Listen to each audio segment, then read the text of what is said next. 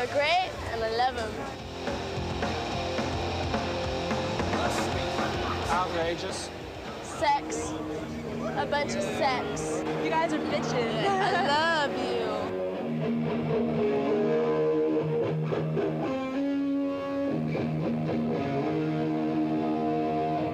It's okay up here.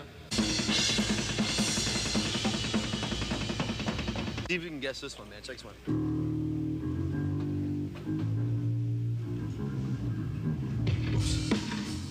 Yeah! There it is. Tony Miller, hey! Get the fuck out. Excuse me, man. These guys make me crazy.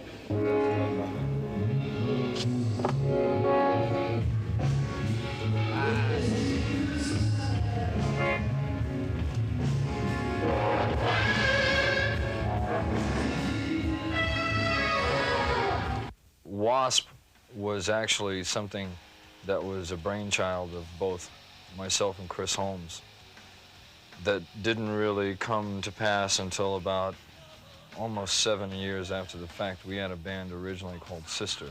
Sister was the first band to do things like using a 5-pointed pentagram, a symbol that's now used where the people are showing the horns of the devil. Out of the Sister experience, I met a guitar player, this tall, blonde young man, 19 years old, named Chris Holmes. Oddly enough, believe it or not, I was thumbing through a copy of Hustler magazine. And there's a section in there, if you're familiar with Hustler, there's a section in the back called Beaver Hunt, which is where all these voyeuristic men send these somewhat less than professional snapshots of their wives in and what have you. And they always have one for the ladies usually, and it says for ladies only. Well, I looked at it and here's this blonde thing standing there, and it's up underneath it says rock and roll animal, and I showed it to the drummer at the time. I says, look at this geek. Look at this guy, a character or what? Real funny, he called me up and he says, well, I hear you're a guitar player. I said, yeah, I play guitar. Because he saw the ad in the magazine. And the first thing I said to him was, how tall are you? And he said, 6'5". I said, how long is your hair? He goes, about halfway to my rear end. I said, you got any zits? He goes, no. I said, come on down. Sister broke up in 1978. We went back to the drawing board, and about 4 years went by from the time of Sister to WASP, and WASP then incorporated this idea of psychodrama, which I've since been told is psychotic people doing drama. At the time we first started playing with Tony, Randy, Chris, and myself, we started playing at a club in Hollywood called the Troubadour.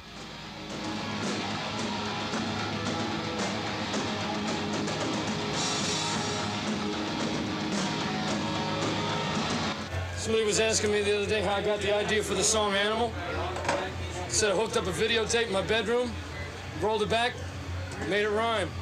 Within the first few gigs that we had played at the Troubadour early on, we were showing signs of making progress on leaps and bounds. The show came about largely by a series of mistakes. We had an idea for a type of theater that was being developed called psychodrama, where you try to take what's happening on the stage and put it into the audience as much as possible to get the audience involved. Now, that's where the meat came from. We used to chop up the meat and throw it into the crowd, and to us, the reasoning behind that was that, yes, it was a very crude form of theater, but it was like going to a baseball game. You had to pay attention for fear you get hit with a foul ball. In other words, what we were doing is we had no money, but the object was to make it look as big as it could. The object was to make WASP look like it had $1 million, whether it did or whether it didn't. I tell you, I'm intense. I should have been born triplets. I got 3 times the intensity, 3 times the sex appeal, 3 times the macho any man alive. You know why the guys all come to these shows and you never see girls? Because all the guys got their girls home locked up. They don't want them to come home sitting here seeing us because they go home getting a Vaseline thinking about us. That's why they never come out here anymore. WASP, when we did the Troubadour shows, we had the sign with WASP signed big letters, and we had these flames that go off around it. But we had different heights, so we could put this sign to different places. Well, at that time, we got down 1 click too low. When Blackie went up to start it with the torch, his hair was up, had all the hairspray. And when he lit it, his hair lit. And these kids up in the front, they're going, yeah, burn, Blackie, burn! To create controversy, we staged a blood drive with the American Red Cross in Los Angeles, and they brought down a semi-tractor trailer with 12 beds and a half a dozen nurses. And I remember on the last day, I went into this truck, this mobile unit that they had, and they lined about 100 pints of blood up on the wall. And I took a photo in front of it, and it hit me at that point what we had done. But even then, that was showing stages that WASP were the kind of band that were not content with status quo. As far as the band acquiring attention, we had been on the cover of 4 major international music magazines by then, and then that's what started the interest. At that point, major labels were starting to pay attention to us. There's a club here in Hollywood called Rainbow Bar and Grill, and I was born in the kitchen of this place. I mean, I live there whenever I'm at home. And I was walking through there, through the bar area one evening, and there was a girl there that I knew, and she was sitting with this guy named Rod. And he says, aren't you such and such? Because I had been on the cover of an issue of an English magazine called Kerrang, which he was familiar with. And he says, yeah, I've seen you guys. And he starts going on and on and on about things that he didn't like about what we were doing. And I thought, who the hell are you? You know, I mean, I never met this guy before. So about 3 months goes by, and we were getting ready to play a show in Hollywood at the Troubadour. It was a special Halloween show, and this magazine I spoke about, Kerrang, had sent a photographer, Ross Halfman, out to do some photos of us. And Ross shows up, and he brings Rod along with him to this Halloween show, and Rod said he was coming along for a goof. You know, he didn't take us seriously or what have you. 2 days later, after we played the Halloween show, I'm walking through this Rainbow Bar and Grill again, and there's Mr. Rod Smallwood sitting there again. And he grabs me by the arm, and he pulls me down in the seat, and he immediately starts in on me about what I'm doing wrong. You're doing this wrong, you're doing that wrong, you're not marketing right. I go, who the fuck are you? You know, I says, here, I'm managing this band by myself, and I'm doing this, and I'm promoting it, and I'm doing all this stuff by myself, and I have no help and no money. And I says, where are you coming off from to tell me this stuff? Now, the first time I met the guy, I hated him. And the second time I met him, I liked him even less, because now he's really coming down on me hard. Well, after we talked for about an hour, it dawned on me that he had designs on what we were doing, and he saw something there. By March of 1984, we had landed the deal with Capitol, and we had commenced recording the first album. In that first album was what was later to be regarded as maybe the most controversial song we've ever done, a song called Animal, I Fuck Like a Beast. Animal was a song that, because of its highly controversial lyrical content, was a song that people said would never get a lot of attention. We got a gold disc for it. The first album was called WASP, and it was a collection of songs that had happened within the first year of us playing together. Tony Richards played drums on that first album, but Tony was not to go on any further with us after that. In walked Steve Riley, who at the time was a godsend for us. He was exactly what we were looking for at the time. Animal was probably the first song, Animal being I Fuck Like a Beast, was probably the first song that really caught on for the band. But I Want to Be Somebody was the first real anthem, something that could be exposed overall, exposed so to speak. It came from an idea of, if you remember the old Barney Miller show, there was a guy on there named Ron Glass, who played the part of a guy named Detective Ron Harris. And over the course of the run of the show ran for 11 years. Over the course of this show, after about the 4th or 5th season, Harris started writing a book called Bob, or Blood on the Badge. And he had labored and labored over this book, and he finally got it published, and he's just going to his first autograph signing party, and he's already asked Barney, who's Hal Linden, he asked him, he goes, can I get off early at, say, noontime to go and do an autograph signing for my book? And he says, sure. So Harris is talking on the phone, he's talking to his publisher, and he's just about getting ready to leave. And a mugging detail comes in over the phone, and Barney says, Dietrich, you and Harris, go check it out. And Harris goes, but Barney, I have to go to my autograph. And he says, Harris, I said, now. And he slams down the phone. And he says, God, I want to be somebody. And I watched that, and I laughed my ass off when I watched it. But then I thought about the genius of it. I thought, you know, there's got to be a lot of people that feel like that out there.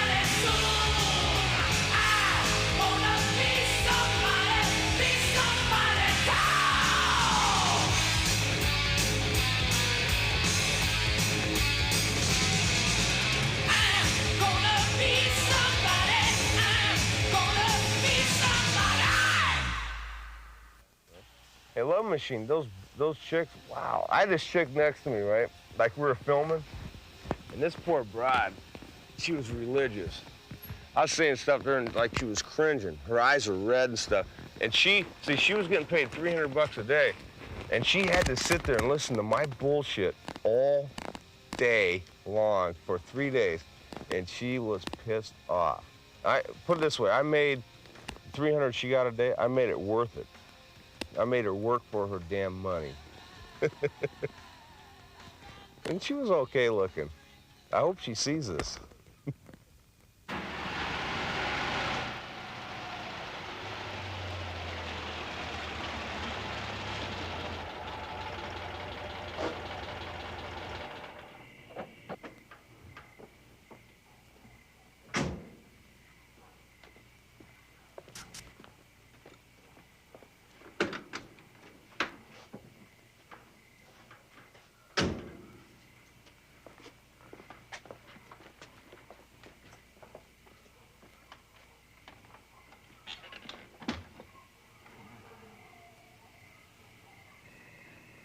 Good night.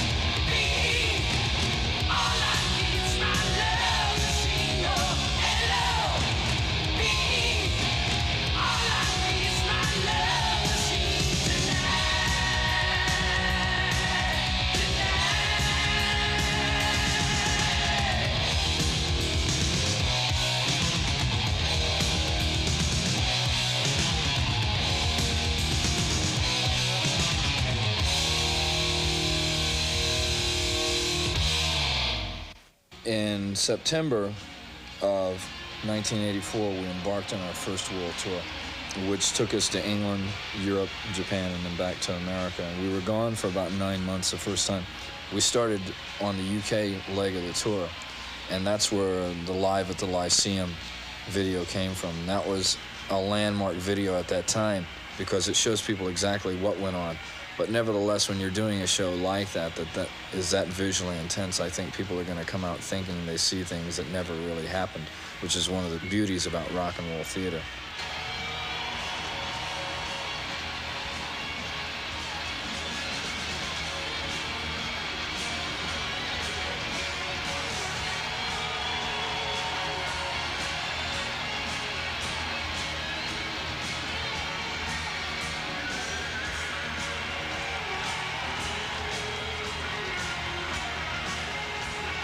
Southern California.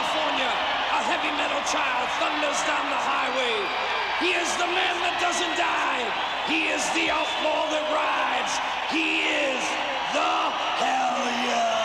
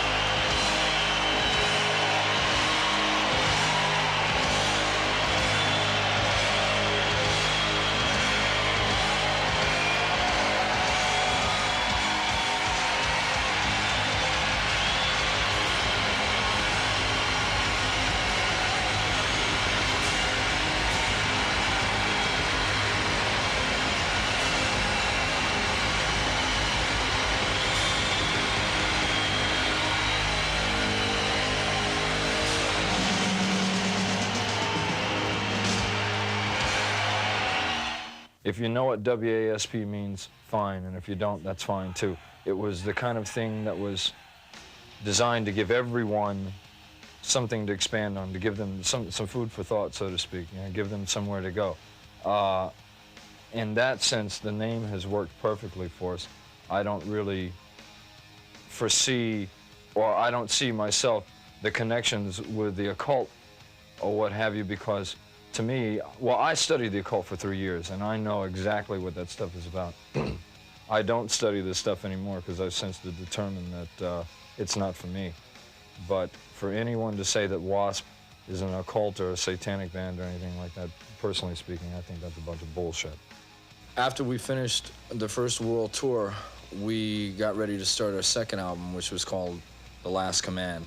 Out of that came some great songs. One of them being the first video from that, which was a song called Blind in Texas. Blind in Texas was the song, and thereafter the video, was an idea of something that happened to us on our first world tour. We actually, it's a true story, the things that happened there.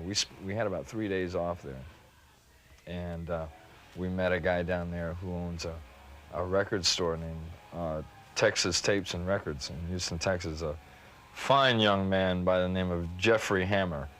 And Jeff is probably Spuds McKenzie reincarnated. You know, I mean, here's a guy that likes to have a good time. We got down there, and like I said, the 3 days off, this guy was playing the host to the max down there. So we had a good time, and we kept on having a good time. And the song actually came about, I wrote it in the middle of a blinding snowstorm in Minnesota one night.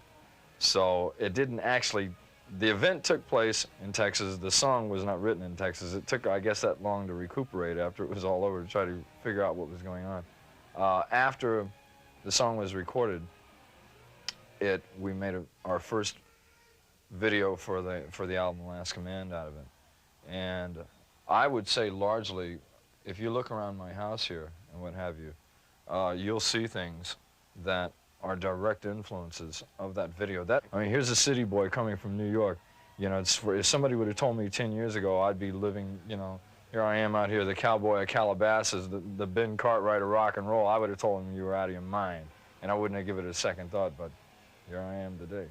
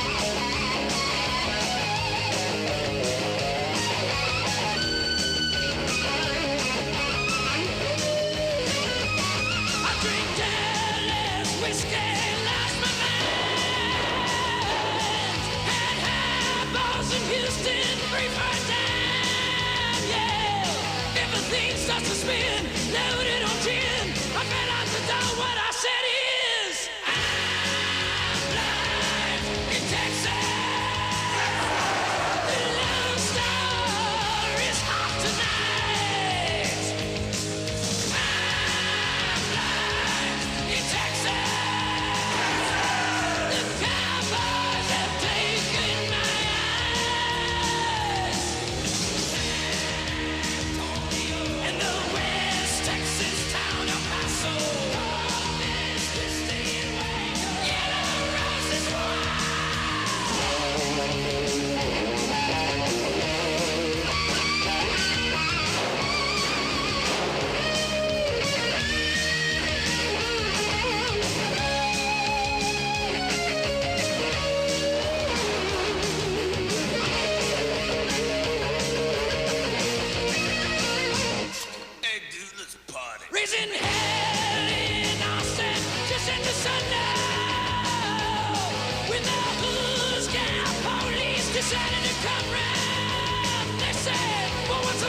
tune. What you trying to do? I looked at the man and I said, I'm in Texas. The love story's hot tonight. I'm in Texas. I'm in Texas.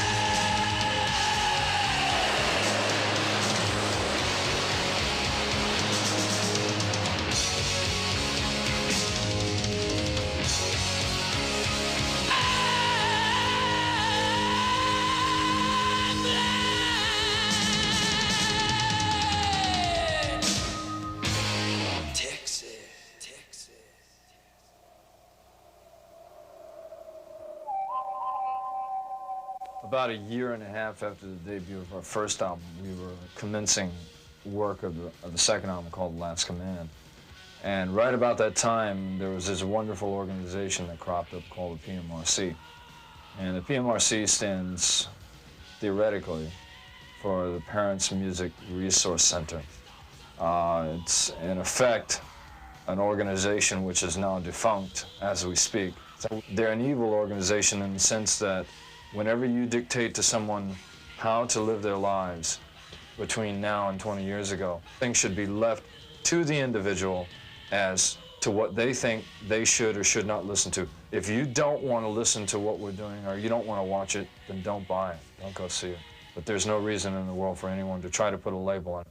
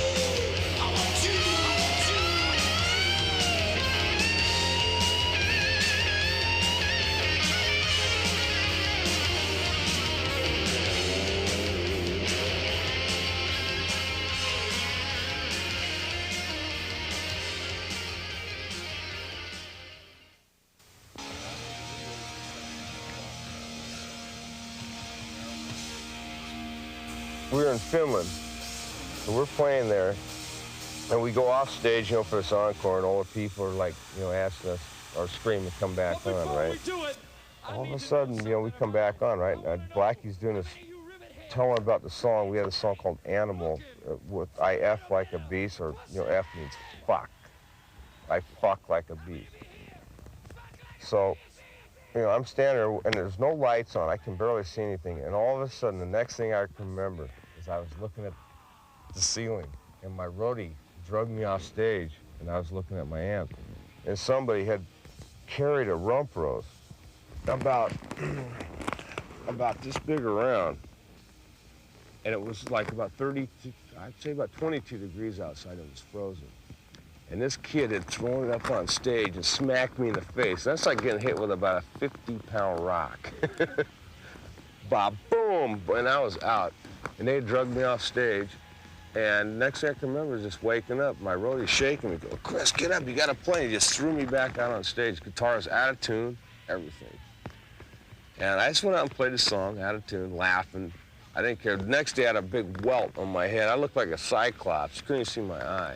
We knew, like, Randy was going to be leaving the band. We knew that already. So it was a perfect opportunity for me to go back and play guitar. So I told Chris, I says, I really don't want to play bass. I call bass a tool of ignorance. And so I said, well, let me go back playing guitar, because I'm a guitar player by trade. Anyway. I was in a band called King Cobra for about 2 years. We toured, did some tours with Kiss and that. And then I went on tour, and it was King Cobra, WASP, and Ted Nugent on tour. So we were finishing up the tour in Texas, right?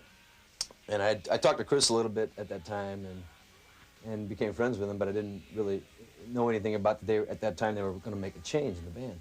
So when I got home, about 3 weeks later, somebody left a message on my machine. I came home one night, and it was all garbled as messages. Some guy said, John, this is Chris, call me at some number. And I said, I'm not going to call this fool, some maniac, you know, I don't know who it is, so I didn't call, man. Then about three days, so I waited about 3 days later, and then I came home again, and there was a message on the machine. This time he was speaking clearly. I think he was sober at that point. Anyway, and he said, this is Chris Holmes from WASP, and give me a call. So I called him up next day, and he told me that they were interested in having me in the band. Would I come up and check it out? Come up and talk to Blackie? And I said, well, sure, man, I'll check out anything. You know, I'm ready for Freddie. I'm ready to check anything out, you know. So I went up and talked to Blackie, told me what's happening and stuff, and I said, sure, I'm interested. So I went and auditioned. I auditioned about a week later, you know. And after the audition, they held a gun to my head, you know, and they said, okay, listen, all right, listen, man, you're going to join the band. If not, it's all over for your ass. I said, oh, okay, man, okay, click. The third album, called Inside the Electric Circus, was an attempt to go back to where we had originally started with the original sound. The whole idea of Inside the Electric Circus is what the band's viewpoint was when we stood on the stage and looked out at the audience, because it became a three-ring circus out there. We have seen things on a stage that the average audience participant will never witness, because we get the whole picture up there. About Donington, well, and people, they got this custom over there where they like to fill plastic containers full of piss, right? And they like to throw them at the stage and see who they can hit, man. Yeah. Well, they can't afford bathroom. What about the sandwiches? But anyway, no, man. Yeah, I got hit. Yeah, right. I got hit with an apple in the face or anything else. But man, because they threw the piss at us and it just hits the stage and explodes and shit. So we got pissed off and we trashed the stage, you know. And we decided to throw the shit, man. I was trying to hit some kid down in the front with his Marshall cabinet, but man, I don't want to get sued, you know.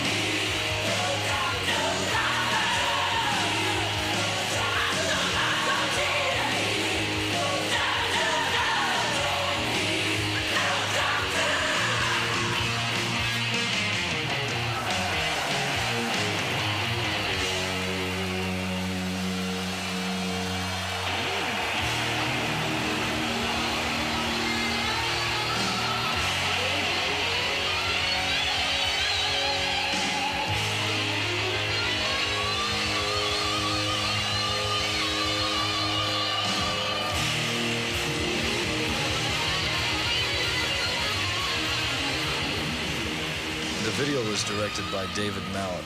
In London, it was done at Hammersmith Odeon. It was shot on the same day that we played Hammersmith Odeon.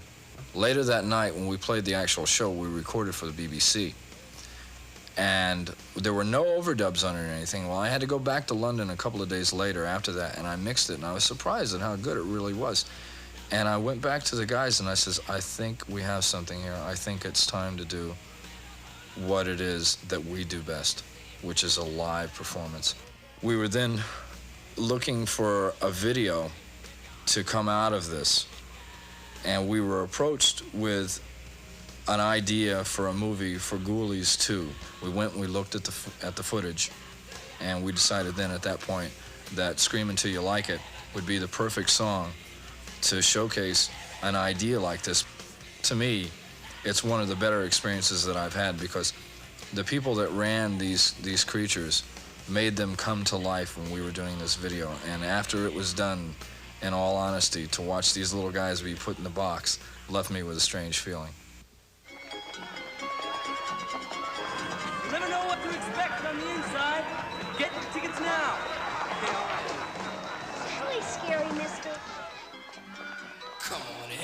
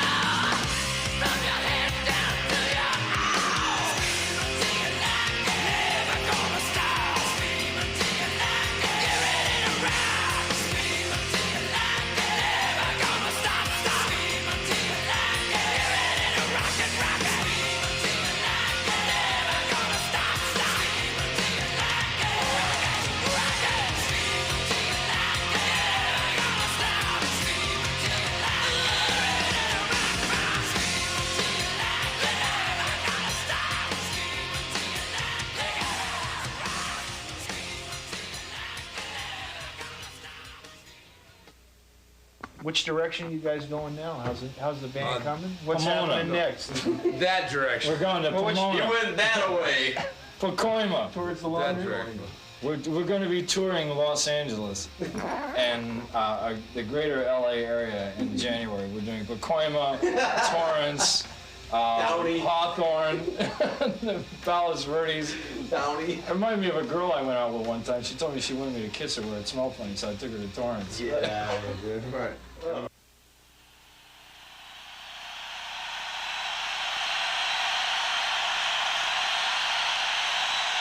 want to do something for you now. Something we've never, ever done anywhere before. This is the son of animal. This is the manimal.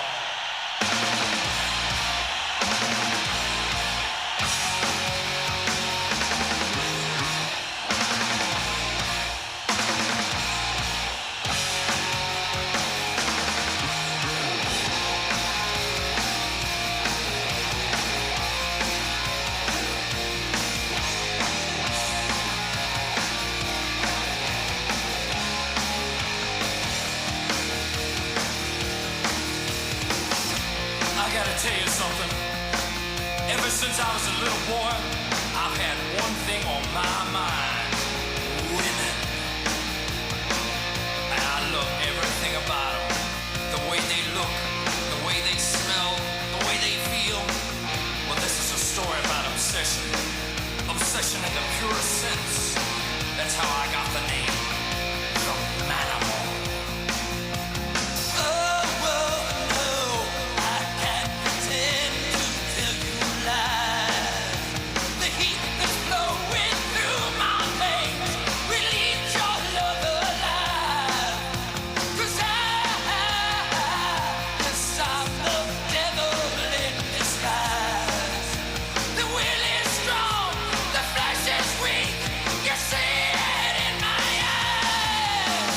Come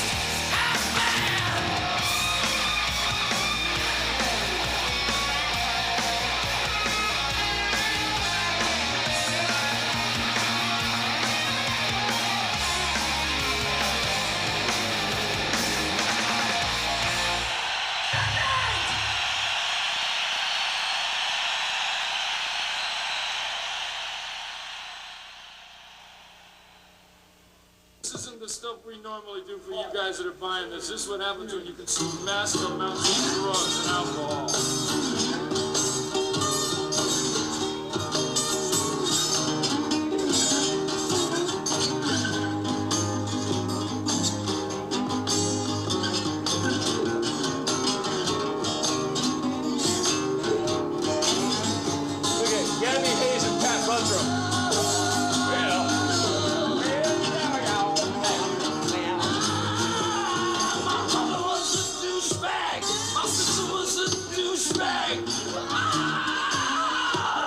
That makes me want